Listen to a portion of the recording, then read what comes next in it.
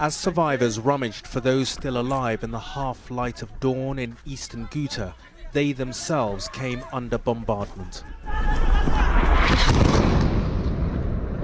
The cameraman, having been hurled to the ground, runs towards others who called him over. "Let's go," he tells the others, before they all flee for their lives. Eastern Ghouta is one of the last pockets of rebel-held territory which has defied the Assad regime, and for that it's being systematically destroyed, whatever the human costs. Over 200 are reported dead in the last 2 days, with 600 wounded. The wounded stream out of buildings still habitable before being rushed into ambulances. "Shut the door," the driver shouts.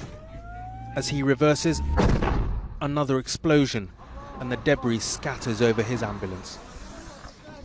Children have suffered especially. Sisters Noor and Ala recorded this desperate message yesterday in the midst of the bombardment. People can defend themselves.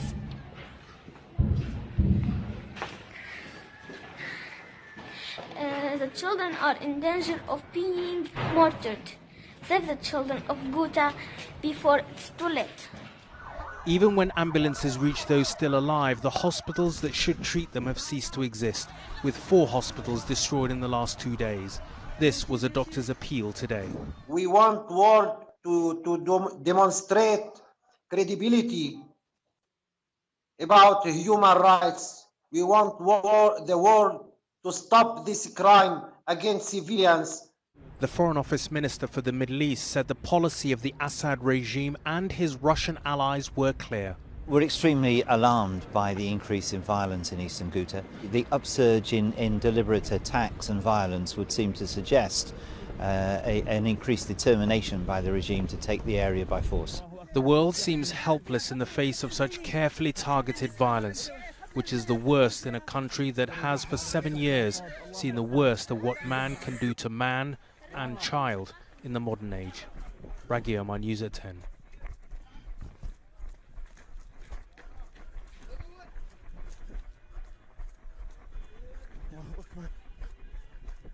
अन्त के नयाँ नयाँ news हेर्नका लागि चाहिँ subscribe पनि गर्दिनु ल बिचराले roar गरेछ द्याट्स इट सही कुरो बरो सही कुरो दामी भिडियो आउँछ नि ठ्याक्कै तल सब्स्क्राइबमा ट्याक्कै क्लिक हान्ने